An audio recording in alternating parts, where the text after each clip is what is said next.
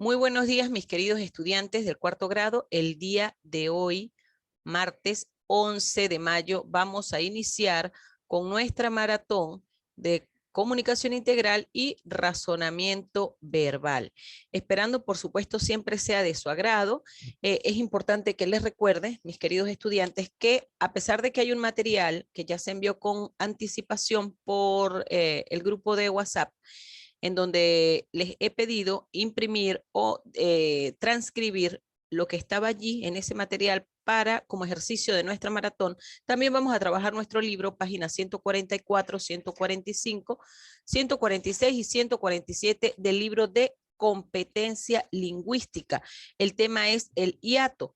En tal sentido, voy a iniciar con la explicación de nuestro tema y posteriormente en hora presencial vamos a trabajar nuestro libro y a desarrollar nuestras prácticas calificadas tanto del curso de comunicación integral como de razonamiento verbal.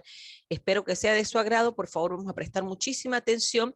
Aquí tenemos básicamente todas las herramientas para que salgan con la nota máxima en su evaluación, en su primera evaluación a distancia, que es el censal. Entonces comienzo compartiendo nuestra pantalla en la mañana de hoy. Como ustedes pueden observar, tenemos aquí nuestra maratón de letras. Empezamos con nuestro curso de comunicación integral.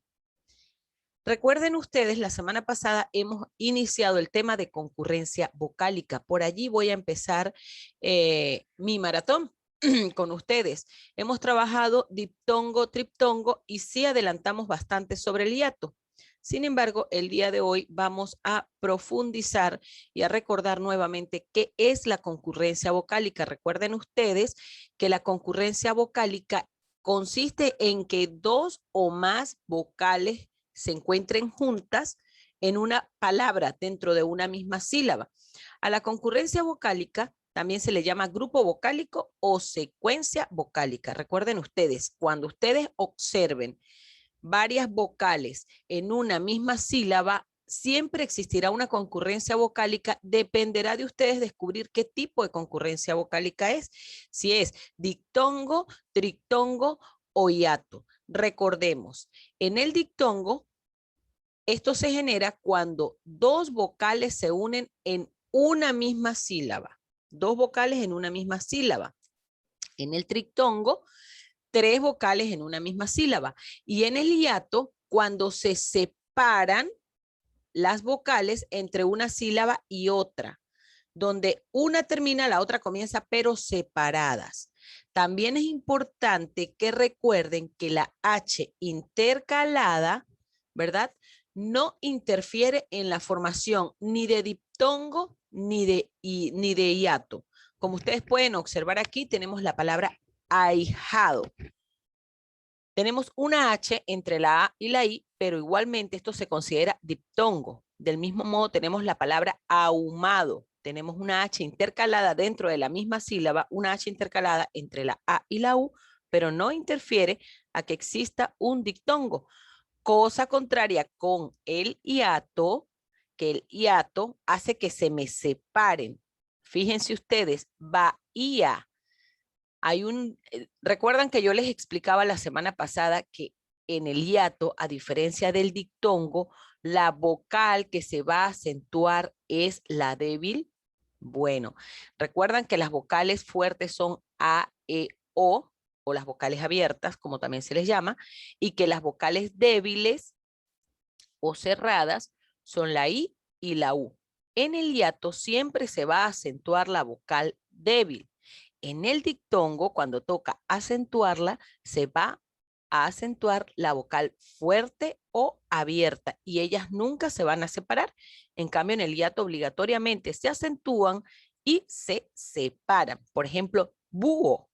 Observan que la U es una palabra, o es una vocal débil, está acentuada y hay una H intercalada, pero no me prohíbe, no me interfiere para que haya un hiato. Muy bien. Ahora sí, ¿cómo se forman los hiatos, Miss? Porque no entendí, no recuerdo lo que usted me dijo. Ya. ¿Cuándo se forman los hiatos? Se forman con vocal abierta y vocal abierta. Por ejemplo, K o va. Cuando dos vocales abiertas se separan, allí encontraremos un hiato. Poema, cooperación. Estas son palabras que tienen esta regla. Vocal abierta y vocal abierta, pero separadas. Luego tenemos la vocal cerrada, vocal abierta, más la vocal cerrada tónica. Mis, ¿qué es una vocal cerrada tónica? Recuerden que las palabras, las sílabas tónicas son las que se acentúan, las que llevan tilde, llevan mayor fuerza en la voz. Entonces, si tenemos caída, tenemos la I acentuada, es una vocal cerrada tónica, porque lleva la tilde. Entonces, el secreto en los hiatos es la separación de las vocales. La primera fórmula es vocal abierta y vocal abierta separadas. La segunda fórmula es vocal abierta y vocal cerrada con tilde separadas. Y la tercera es vocal cerrada acentuada, vocal cerrada tónica más vocal abierta como púa, biología, seguía. Muy bien. Cuando se tildan los dictongos, recuerden ustedes, si el dictongo está formado por una vocal cerrada, estoy hablando de diptongo, y otra abierta, o al revés, se coloca la tilde en la vocal abierta según la regla general, pero en los dictongos siempre lo vamos a observar. En el dictongo no se va a acentuar la vocal cerrada, siempre se va a acentuar la vocal abierta o fuerte. Si el dictongo está formado por dos vocales cerradas, se coloca la tilde en la segunda vocal, ¿ok? Pero no se separan, recuérdelo, no se separan, siguen juntos. El dictongo es como esa familia que no por nada se rompe, siempre están para arriba y para abajo juntitos, ¿ok? Muy bien. Ya aquí les vuelvo a recordar que la letra H intercalada entre dos vocales no interfiere ni en la formación del hiato ni en la formación de dictongo. Muy bien. Aquí tenemos el mapa para recordarlo. A ver un ratito.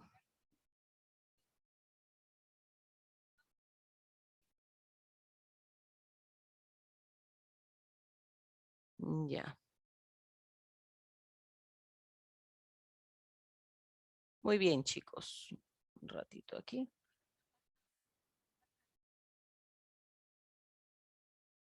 Muy bien. Aquí hay algo, se me repite lo que estaba diciendo. No hay problema, continuamos. A ver, perfecto. Seguimos compartiendo pantalla. Un ratito, mis niños.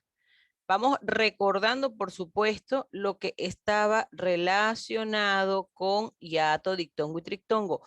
Vayan observando, chicos, vayan observando lo que tienen ustedes en su cuadernito. ¿Ok? Recuerden que estamos desde el último tema hasta el principio. Perfecto. Muy bien, ahora sí. Ya. Vuelvo y comparto pantalla.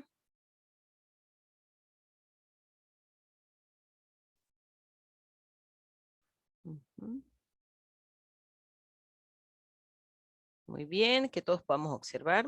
Aquí está el mapita que les quería mostrar para que recordáramos cómo era la formación. Recuerdan ustedes que la semana pasada hemos trabajado con este mapa. Tenemos dictongo y aquí están las fórmulas. Que no se les olvide, como las fórmulas que utilizan para números, así existen estas fórmulas para la concurrencia vocálica principalmente. ¿Cuándo saben ustedes que es dictongo, hiato o trictongo? Aquí lo tenemos. Dictongo, unión de dos vocales. Ya, Miss, pero si uno o dos vocales ya nada más, si todo tiene dos vocales, no. Aquí dice que es dictongo creciente, homogéneo y decreciente. Sin embargo, nos fuimos de dictongo, unión de dos vocales, nos fuimos a las fórmulas. BC significa vocal cerrada, más BA es vocal abierta. Entonces, si encontramos una vocal cerrada más una vocal abierta, sabemos ya que hay dictongo. Si tenemos vocal cerrada más vocal cerrada, también tenemos dictongo. Más porque están unidos, recuérdenlo, ¿no? Si tenemos una vocal abierta más una vocal cerrada, también hay dictongo. Lo que quiere decir es que nosotros al unir nuestras vocales, al unirlas, nuestras vocales entre cerrada y abierta, cerrada y cerrada, abierta y cerrada, vamos a tener esta concurrencia que se llama dictongo. Algunas palabras que les he dejado aquí demuestra, la clase pasada tenemos tierra, residuo, piojo, huida, fuimos, ciudadela, peine, paisaje y feudo. Ahora, en el hiato, fíjense ustedes aquí, es la separación de dos vocales. Hay dos tipos de hiato, el simple y el acentual. En el simple vamos a encontrar una vocal abierta que se separó de otra que está abierta. Donde termina la primera vocal, empieza la segunda, pero separadas, ya ellas no están juntas, ¿ok? Y en la acentual tenemos vocal abierta separada de una vocal cerrada con tilde. Esa es la fórmula del hiato. Y en el trictongo ya tenemos tres vocales seguidas, juntas, ¿ok? Muy bien, avancemos. Esto ya lo hemos visto la semana pasada, pero por si acaso, porque es importante que ustedes lo reconozcan desde ahorita, lo van a seguir utilizando hasta la universidad. Otro tema que vimos en comunicación, la sílaba. Recuerdan ustedes que la sílaba es la mínima unidad fonética de la palabra que se emite en un solo golpe de voz. Bueno, eso ya lo vimos. Importante, la sílaba es eso, es esa unión de consonantes y vocales que me permiten a mí construir una palabra. Tenemos las clases de palabras según el número de sílabas. Ustedes recuerdan que estábamos trabajando la semana antepasada ya con lo que eran las monosílabas. Son palabras que presentan una sola sílaba, como fe, pan, té, luz, miel. Esas eran palabras que estábamos trabajando. Tenemos las polisílabas, es decir, que las palabras se dividen según el número de sílabas solamente en dos, en monosílabas y polisílabas. Polisílabas quiere decir que son muchas, que tiene dos o más sílabas, y esta tiene una clasificación. Las polisílabas se clasifican en bisílabas, que son palabras con dos sílabas, como coral o mamá, trisílabas, que está formada por tres sílabas, como cotejo, cardumen, tetrasílabas, que son todas las palabras formadas por cuatro sílabas, como pandereta y alteridad, que lo trabajábamos, ¿no? Pentasílaba, que está formada por cinco sílabas, tienen las pentasílabas, ¿ok? Ahora bien, para recordar, esto lo conversamos, no lo tienen copiado, pero las sílabas también se clasifican según el acento. La sílaba tónica lleva la mayor fuerza de voz y siempre tiene tilde. La sílaba átona lleva la menor fuerza de voz dentro de la palabra y no lleva tilde. Muy bien, luego trabajamos con el sustantivo. Recuerdan ustedes que el sustantivo es la palabra que nombra a las personas, a los animales, los objetos, las cosas, incluyendo sentimientos. Bueno, recuerdan también que el sustantivo tiene dos accidentes gramaticales, que son género y número, que el género me dice si el sustantivo del que yo estoy hablando es femenino o es masculino, y que el número me indica si es singular, que es uno solo, o plural, porque son dos o más. Y que el sustantivo también tiene su clasificación según el género. Unos son de doble forma, a ver si ustedes lo recuerdan. Recuerden que hablábamos que el sustantivo de doble forma solamente le cambiaba una terminación entre O y A para distinguirme si era hombre o mujer, como gato o gata, alumno o alumna, tigre o tigresa. Y que en los heterónimos sí se utilizaban dos palabras completamente diferentes para indicar si era masculino o femenino. Como por ejemplo, toro ya no le cambia la terminación, cambia la palabra. A vaca completamente. Caballo cambia a yegua para hablar de la misma especie, pero en género femenino. Varón, mujer.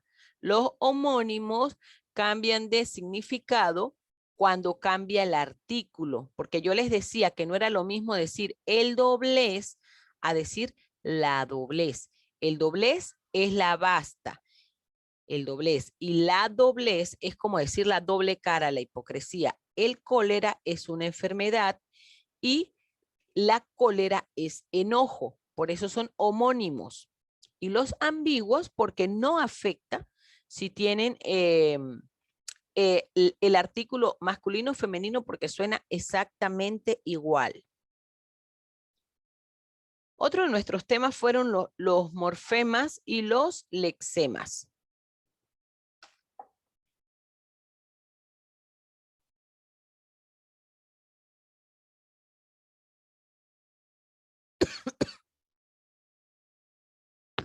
Muy bien, continuemos, chicos.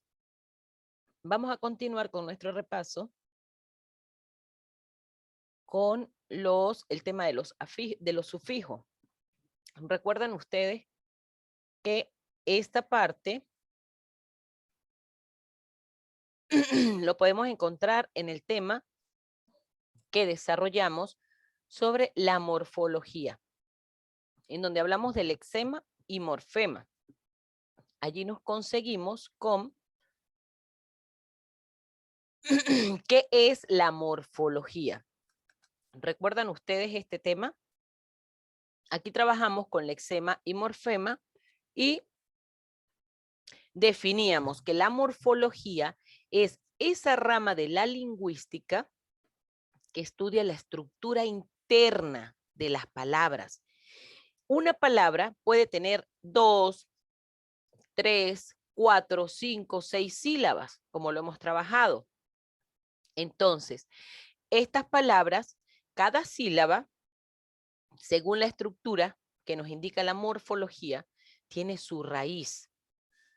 ¿Qué es la raíz dentro de la palabra, Miss? Es la parte invariable, es decir, que ella no varía, ella permanece. Entonces, la raíz o lexema, ojo, pregunta de examen, la raíz o lexema es la parte invariable de la palabra que contiene significado principal. Es la que tiene el significado más importante de toda la palabra. Y se le conoce también como base. Ahora, dentro de la estructura de la palabra, tenemos los morfemas. También tenemos los afijos. Muy bien. También tenemos que son esta parte que sí varía. Entre los morfemas y los afijos, esto sí varía. ¿Ok? Esto sí varía y nos indican adicional a todo, como ellos sí se mueven, sí varían, sí cambian, nos indican el género, es decir, si son hombre o mujer, y el número, si es singular o plural. Y dentro de estos morfemas tenemos algunos derivativos. También nos indican el tamaño, nos indican si sí o si no existen, si se puede, si sirve, si no sirve, si no se puede, la intensidad, y también se les llama sufijo y prefijo. En estos sufijos y prefijos los hemos trabajado también bastante. Hemos dedicado 2 clases a trabajar con prefijos y sufijos, pero vamos a recordar que los sufijos resultan ser partículas que se añaden al final de algunas palabras para formar otras nuevas, como confiar. Recuerdan ustedes que trabajábamos confiar y lo que está subrayado viene siendo los sufijos, que en este caso mi raíz era esto, que es lo que no cambia, es invariable, eso no se mueve de ahí. Pero todo lo que yo le agrego de aquí en adelante como esto resulta ser el sufijo, que tengo la palabra flor, esa va a ser mi raíz. Y esto que ustedes ven aquí en negrito, que está subrayado en negrito, es mi sufijo, me está dando otra nueva palabra, ¿ya? Perfecto. Ahora tenemos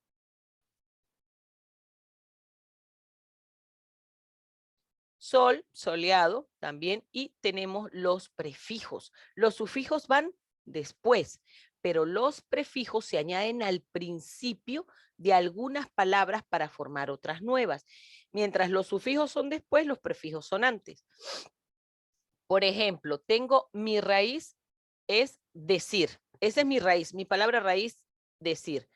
Si yo quiero formar una palabra nueva, yo tengo que agregarle un prefijo o un sufijo. En este caso, esto que ustedes observan aquí que está subrayado es el prefijo y formo una palabra nueva. Miren cómo quedó aquí mi raíz.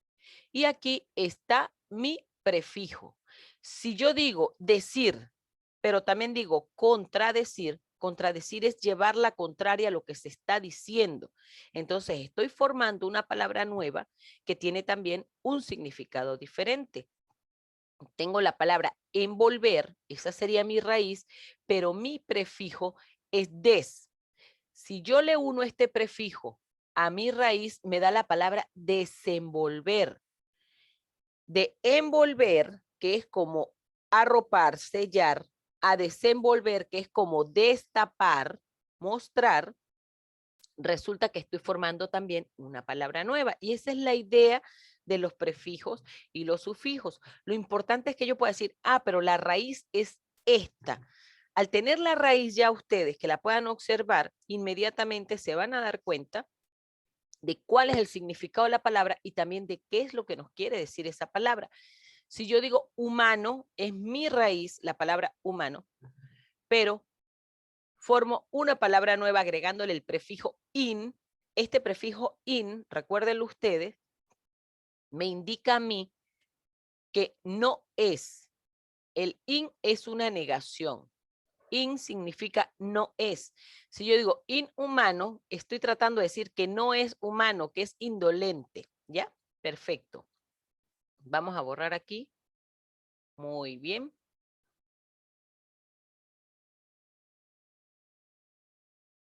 Tenemos palabras primitivas y palabras derivadas. Recuerdan ustedes que también hablamos de esto, que la primitiva también es llamada la palabra simple, es aquella de la que nace y ella no procede de ninguna otra.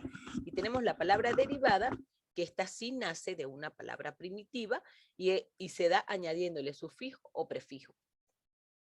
Aquí hemos trabajado un ejemplo por decir árbol, ¿verdad? Yo puedo decir arboleda, puedo decir arbolada incluso, y ya estoy formando nuevas palabras. Mi palabra primitiva es la que no me varía, como decir mi raíz, la que no me va a cambiar.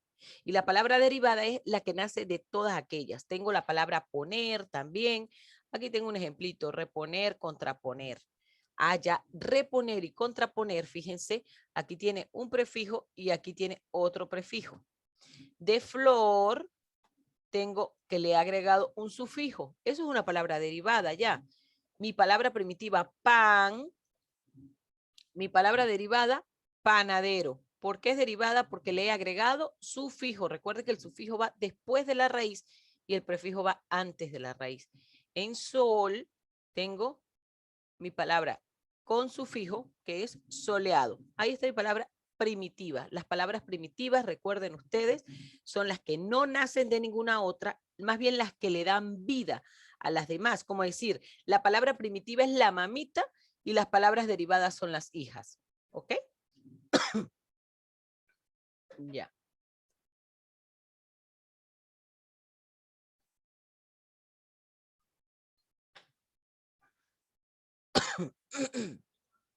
Muy bien. Continuamos, chicos.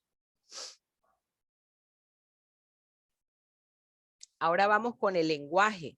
Recuerden ustedes que esto fue uno de nuestros primeros temas, ¿no? ¿Qué es el lenguaje?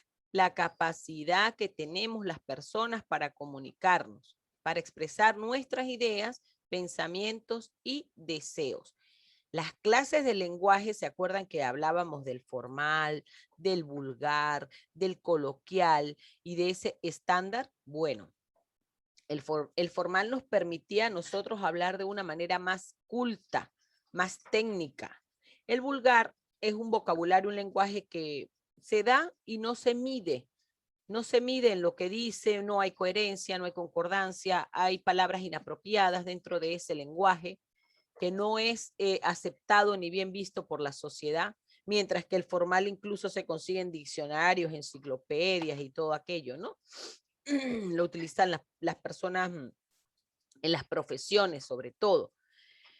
El coloquial, bueno, ya se utiliza entre las familias, es el cotidiano, entre los amigos, el colegio, tiene algunas modificaciones, no se acepta tampoco dentro de este vocabulario lisuras, palabras inapropiadas, no, el coloquial viene siendo menos formal, pero es aceptado. Y el estándar, que sí es bastante claro, es muy directo, pero que también este estándar adecua muchas palabras según el contexto con quienes están hablando, ¿no? El normal. De repente ustedes dicen pata, un pata. No es una palabra, no es una palabra maldicha, ¿no? Pero dentro de lo formal no se acepta. Pero en el estándar es una palabra que tiene correcciones gramaticales, pero ya todos lo manejan, ya lo entienden, lo comprenden por lo menos, ¿ya? Perfecto. Las funciones del lenguaje. Bueno, recuerdan ustedes también que de esto hablábamos. Esta expresiva nos permite a nosotros notificar sobre las emociones, sobre lo que deseamos, ¿no? Ay, qué calor, cállate, gol. Esa era lo que nos permite a nosotros decir lo que estamos sintiendo y pensando en ese momento. Tenemos la apelativa o conativa, cuando recuerdan ustedes que esta sí les hablaba yo de que es cuando su mamita le dice, por favor, apaga el televisor, cierra la ventana, cierra la puerta. La apelativa es la que hace que el emisor pueda dar una orden que va a cumplir el receptor. Hace que cambie su conducta. Camina hacia la derecha, camina hacia la izquierda, siéntate, cállate, silencio, por favor. Allá. Eso quiere decir en la apelativa que la persona que está emitiendo el mensaje, el emisor, va a lograr que el receptor cumpla con lo que está estableciendo a través de su vocabulario y su comunicación. La representativa ya va más hacia lo que son los enunciados. Recuerdan ustedes que trabajábamos esto, sobre lo que pasa a informar, lo que pasa a decirme sobre algo, a notificarme de la existencia de algo. También se da en los noticieros. Es algo informativo, representativa o informativa, ¿ok? Tenemos la fática, que esta función, recuerden ustedes que no tiene un significado propio, porque si yo le digo a usted aló, ¿qué significa aló? Si buscamos en el diccionario, aló, van a decir es que simplemente es una función que busca obtener respuesta para configurar, para que el emisor sepa que tiene un receptor del otro lado. Esa es la función fática del lenguaje. Como hola, hola realmente es un saludo, ¿no? Es una expresión, pero no tiene un significado, un contenido propio. Hola es que te están saludando. ¿Pero qué significa hola? Hola es simplemente un saludo. Y aló es una manera de decir, hay alguien allá afuera, hay alguien detrás de este teléfono, hay alguien que me escucha. Esto de probando, probando, 1, 2, 3, esto no tiene un significado mayor a comprobar que hay alguien que me está escuchando, que me presta atención. Entonces, si yo a ustedes en el examen les digo las expresiones aló, 1, 2, 3, ¿qué tipo de función de lenguaje representan? Ustedes fácilmente me van a decir la función fática. O si yo les coloco esta expresión, aló, hola, 1, 2, 3 probando, indique o relacione con cuál función del lenguaje es que corresponde, y yo les tengo la fática, la expresiva, la apelativa, ustedes evidentemente van a colocar la fática. Tenemos la metalingüística, y aquí sí nos permite, aquí esta metalingüística nos permite a nosotros mejorar el vocabulario. Esta función metalingüística la conseguimos sobre todo en la gramática, porque permite hacerle correcciones. Si ustedes, no sé si ustedes ya saben que nuestra Real Academia Española ha aceptado algunas palabras según lo que se está generando en todo el mundo, que es el coronavirus. Por ejemplo, coronavírico, eso es una palabra que ha aceptado la Real Academia Española. Tenemos en cuarentenar, que es cuando cumplimos un periodo de cuarentena. Eran palabras que no estaban aceptadas, no existían, no eran bien vistas por la Real Academia Española, y a través de esta función metalingüística nos permite adaptarlas a nuestro lenguaje de una manera formal y nos permite darle un significado que tenga validez para el mundo entero. Esa es la función metalingüística del lenguaje, mis niños. Y la estética sí está muy relacionada con lo que es la poesía, las rimas, los refranes, ¿ok? La estética, la función estética del lenguaje le da esa picardía, ese realce, ese sonido bonito para hablar, ¿ya? Muy bien. Dentro de este lenguaje, si ustedes no me dejarán mentir, estábamos trabajando con lo que era el lenguaje denotativo y el lenguaje connotativo. En el lenguaje denotativo, recuerdan ustedes que era lo literal, lo que encontramos dentro del diccionario. Aquí lo dice, es el lenguaje objetivo, todo esto está en sus cuadernos, chicos, es el lenguaje objetivo, acorde con la realidad, se emplea para decir las cosas tal y como son, ¿ok? O como se representan. Con el ánimo de hacer entendido por todos los oyentes, lo utilizamos en forma cotidiana y recuerden algo muy importante, se consigue exclusivamente en los diccionarios. Si yo digo el corazón es un órgano del cuerpo, le estoy dando un significado denotativo, es el literal, el correcto. Pero si yo digo, por ejemplo aquí, tú tienes la llave de mi corazón no tiene una cerradura. Entonces estoy hablando en sentido figurado o con un lenguaje connotativo. El lenguaje connotativo se emplea de forma figurada, ¿no? De una manera simbólica. No solo comunica información, sino también expresa las emociones, sentimientos, lo que yo esté pensando y sintiendo en ese momento. ¿Ok? También se utiliza en textos literarios y por eso coloqué nuevamente el ejemplo del corazón. Si yo digo que mi corazón es un órgano del cuerpo o les doy a ustedes esa expresión en el examen, yo les digo, a ver, dentro del examen, señale o relacione o les digo verdadero y falso. El lenguaje, el corazón es un órgano del cuerpo, es una expresión que se encuentra redactada con lenguaje connotativo, verdadero o falso.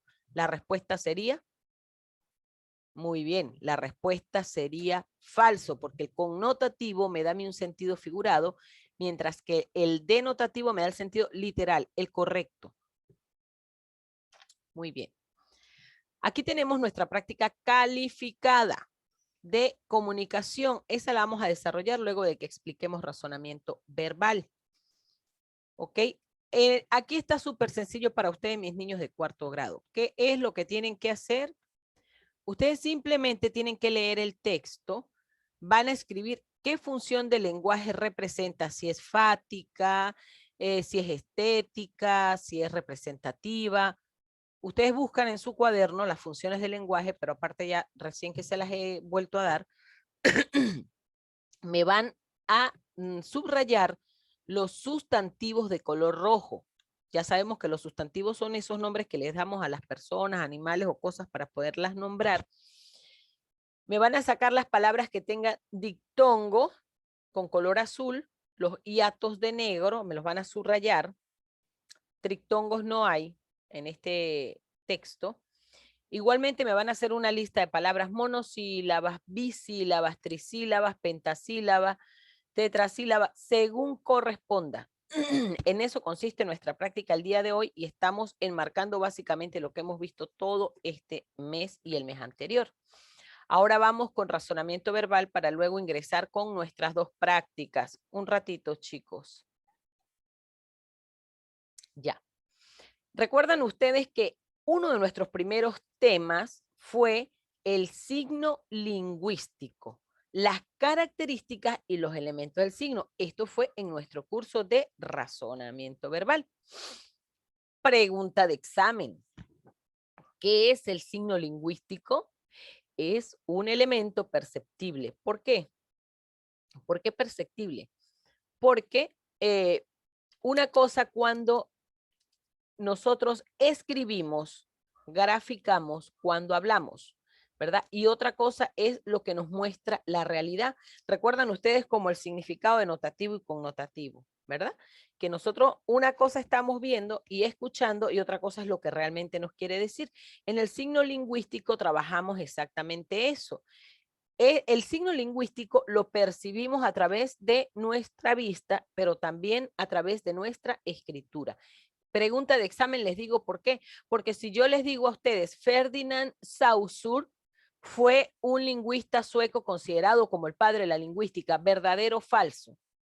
Ustedes me van a decir evidentemente verdadero. Pero si yo les digo, de los nombres que están aquí, elija o relacione quién fue el padre de la lingüística. Y le pongo a Gabriel García Márquez, le coloco a el presidente Vizcarra, le coloco a todos los que yo quiera, pero le nombro a Ferdinand de Saussure. ¿Quién va a ser el padre de la lingüística? A ustedes no se les va a olvidar el nombre ni el bigote del señor. Ferdinand de Saussure es considerado el padre de la lingüística. Pero si yo le digo a ustedes que Ferdinand de Saussure es considerado el padre del sustantivo, eso sería falso. Entonces, que no se les olvide, pregunta de examen, padre de la lingüística, Ferdinand de Saussure. ¿Ok? Perfecto. Muy bien. Presten mucha atención que les voy dando pistas para el examen. Ya si no están perdidos. Muy bien. Ya vamos a terminar con el repaso, mis niños. Perfecto. Continuamos. Este mapita ustedes lo tienen allí en sus cuadernitos. Ya estos mapitas están allí. Recuerden ustedes, los elementos del signo lingüístico son dos. Significado es el concepto que nosotros tenemos de las palabras y el significante.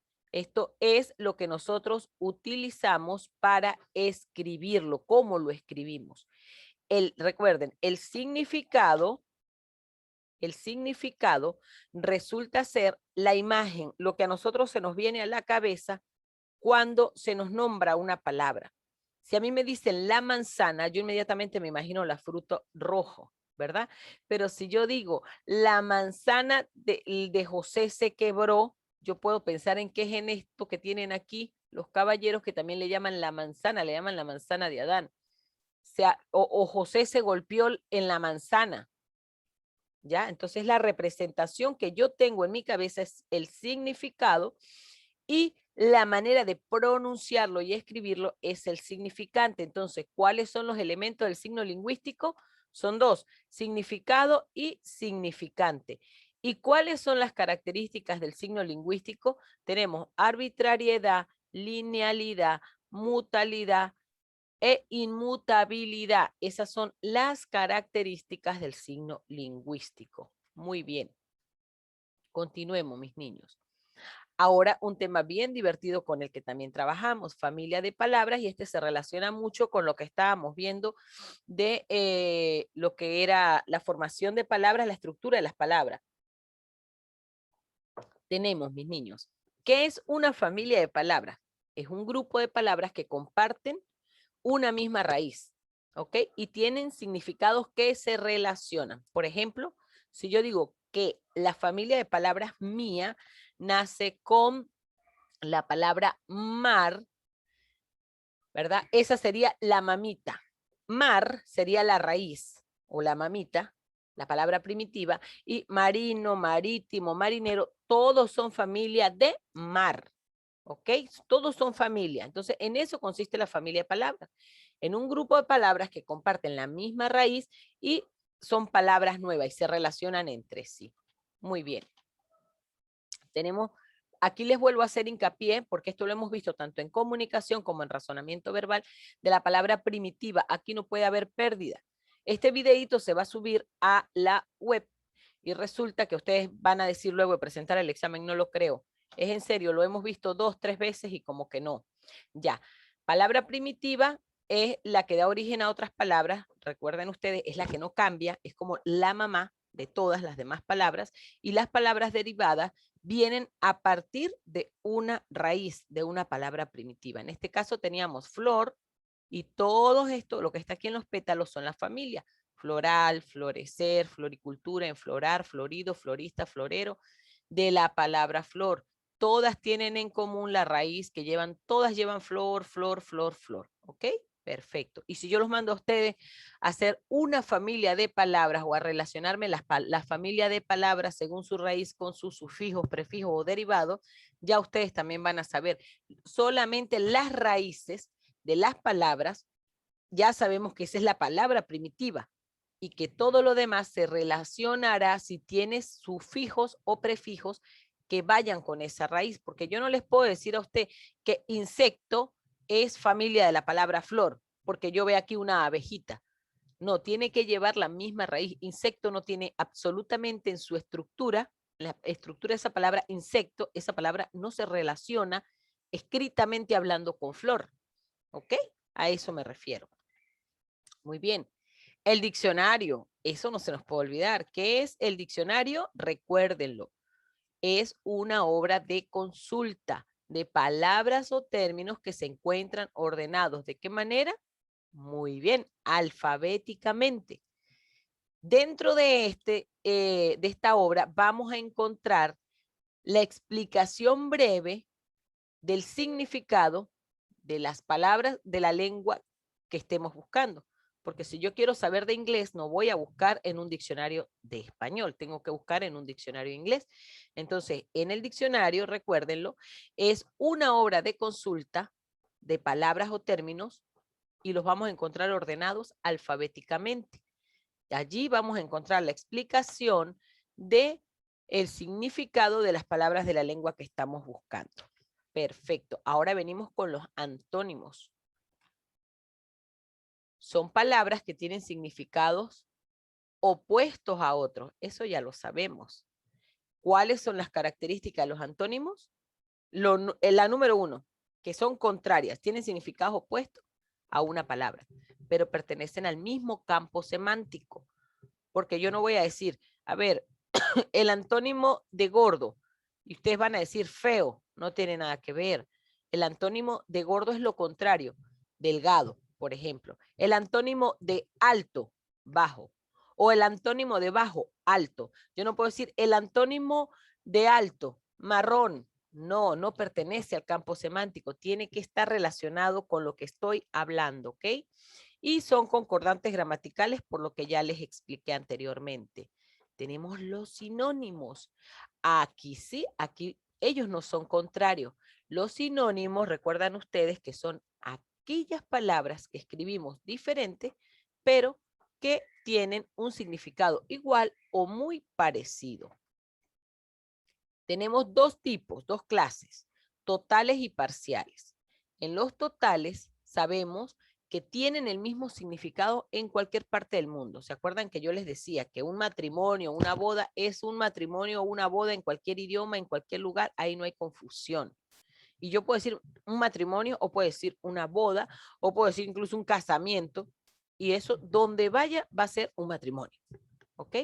Ahora, en los parciales, allí sí hay cierta flexibilidad porque tienen el mismo significado en la mayoría de los contextos, pero me ponen a pensar un poquito más. ¿Se acuerdan que yo les colocaba el ejemplo del coche, que puede ser el coche de los bebés o puede ser el coche de mis abuelos, el coche de mi papá, o sea, el vehículo? Cuando yo hablo de coche, ya estoy hablando de un sinónimo parcial, porque me da varias opciones. Yo tengo que ubicarme bien cuál es el contexto, el entorno del que me están hablando para poder entender el significado de ese sinónimo. Mientras que el total donde me digan a mí matrimonio, ya yo me imagino la novia, el novio, la torta, la fiesta y todo lo demás. A eso me refiero con los totales, que en cualquier lugar tienen el significado exclusivo que no se presta a confusiones, que no me permite pensar tanto, sino que inmediatamente me ubico, a diferencia del parcial, que sí me lleva a pensar, a ver, ¿cuál es el contexto? Ah, si me están hablando que el coche de la niña, ya yo sé que es el de la muñeca o es donde lo cargan al bebé, ¿no? Pero si me dicen el coche de los abuelos, inmediatamente el vehículo, ¿ya?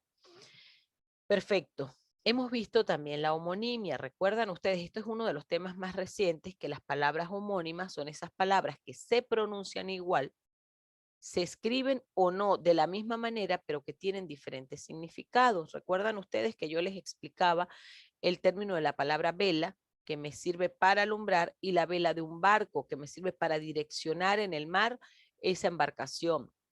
Que tengo la llama de llamar. Algunos me decían, hay un animal que tiene ese nombre también, llama, eso es un animal. Bueno, tenemos llama de llamar, llama de fuego. Aquí es donde entra el contexto, chicos. Si yo les digo a ustedes, fui a una excursión y estaba rodeado de muchas llamas. Ustedes van a decir, wow, pero se estaba incendiando o eran que habían animales. Yo tendría que pedir más explicación del contexto para entender de qué me habla mi emisor. Si yo digo que fui de excursión y habían 5 llamas marronas, una bebé, una negra, ya me está hablando de un animal. Pero yo digo, no, pero es que Juan nada que llama. Juan nada que llama. Juan nada que llama es que no me hace la llamada telefónica. Todo depende del contexto. A esto es que cuando yo les hablo a ustedes de un contexto para hablar, es ese tipo de palabras que me ubican en un lugar, en un día, en un espacio concreto para yo poder entender a veces una palabra. Igual que el traje. Yo te traje a ti la pizza para que te la comas. Pero si yo te digo, tienes que venir de traje formal, ya te estoy hablando de un vestuario, de un vestido, ¿verdad? Entonces depende del contexto. ¿Qué estoy escuchando para poder comprender? Y tenemos aquí estas homónimas que nos trae confusión con el hay del verbo haber, de que si existe o no, del ahí del lugar que lleva la H intercalada y está acentuada su vocal débil, lo que quiere decir que si yo digo ahí, en ese lugar, ya estoy señalando algo, ¿cierto? Ya estoy mostrando, posicionando algo. Entonces hay confusión y este hay del que hablo va con H y el ahí del lugar me lleva una H intercalada y el ay es una exclamación que puede expresar dolor o admiración. Entonces ellas forman parte de las palabras homónimas. Pueden escribirse y pronunciarse igual, pero tienen significados muy distintos unas con otras. Recuerden ustedes también que hemos trabajado con esto de las homógrafas. Dentro de las homónimas tenemos una clasificación, las homógrafas y las homófonas. Yo recuerdo que le explicaba a Valeria la semana pasada que ella me decía, Miss, pero tengo confusión, ¿qué es eso de homógrafas y homófonas si suena casi igual? Yo les decía que las homógrafas, cuando yo hablo de grafía, de graficar, de algo gráfico, como en el caso de las homógrafas, es porque la escritura es igual. Se escribe exactamente igual como cola, cuando hablo del rabo de los animales, la cola como pegamento, ¿verdad? Y también les hablaba de lo que era la era del hielo, que era la comiquita del cómics que les gusta, y era del verbo ser en pasado. Les hablaba de las palabras homófonas. Homófonas es que suenan igual, pero se escriben diferentes. Por ejemplo, arroyo de arrollar y arroyo con Y, que es un pase de agua por un lugar reducido. Malla con doble L, se dan cuenta que suena igual. Los mayas y la malla del encierro. Los mayas, sí, los de aquella época, fueron una tribu muy importante. Si yo digo los mayas como tribu, debo escribirlos con Y. Pero si yo voy a hablar de la malla, bien sea porque es una malla de textura de ropa, porque es un encierro, porque es algo que me separa, sencillamente va con doble L, porque es un tipo de tejido. Rayar con doble L es lo que utilizamos con esta herramienta de cocina. Rayar con doble L es como desmenuzar, pero rayar con Y es trazar una línea. ¿Ok? Entonces, esa es la diferencia. Homógrafa, la grafía, por eso dice homógrafas, se escriben igual. Y las homófonas de fono, de sonido, suenan igual, pero ellas no se escriben igual. Igualmente, las homógrafas o las homófonas tienen significados diferentes. De lo contrario, estaríamos hablando de sinónimos. ¿Ok? Ya. Aquí tenemos la práctica calificada la semana pasada, que quedó pendiente. Esto lo vamos a resolver aquí. Aquí me van a trabajar con sinónimos y antónimos, mis niños. Muy bien. Esto es toda la práctica de hoy. Aquí me van a escribir dónde se empleó mal la palabra. La palabra hola, estamos hablando de palabras homófonas que suenan igual, pero se escriben diferente, como el hola, hola, hola de saludo u hola del mar. Entonces, si esta hola está mal utilizado este término, según el contexto que les estoy dando, ustedes me van a colocar F. Quiere decir que eso es falso, que eso está mal. Si yo estoy utilizando el término correctamente, me van a colocar la letra B. ¿Ok? Así en cada una de las oraciones. Y aquí me van a escribir el sinónimo y antónimo de las siguientes palabras según como se indica. Quebrar, los sinónimos de esto, ¿no? Quebrar, afable, precipicio, rasurar, homilía, génesis. Aquí me volví a repetir el precipicio, no hay problema, solo en una sola oportunidad precipicio. También me van a escribir los antónimos de las siguientes palabras. Dicterio, mácula, mitigar, casual, noche, bonito y alto. Y eso básicamente, mis queridos estudiantes, viene siendo nuestro repaso de el día de hoy. Espero haya sido de su agrado. Nos hemos demorado un ratito, pero imagínense ustedes que han sido los temas de 2 meses de trabajo arduo. Ahora sí, voy a iniciar con las evaluaciones a mis niños que están de manera presencial. De todas maneras, tú que estás a distancia, que no has podido ingresar a mi clase, por favor, recuerda repasar, ver el video las veces que sea necesario y prepararte para tu evaluación, para tu examen. Entonces, un fuerte abrazo, mis niños, muchas bendiciones y a prepararnos para nuestra evaluación a distancia.